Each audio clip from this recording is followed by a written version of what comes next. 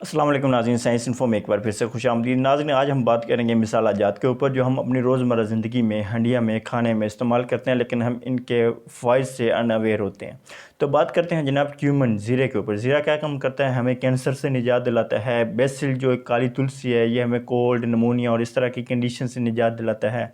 Rosemary एक खुशबूदार किस्म का पौधा है। रोज़मेरी एक खुशबूदार पौधा है जो क्या काम करता है, इसके खाने से हमारी मेमोरी, हमारी क़ुव्वत याददाश्त में इजाफ़ा होता है।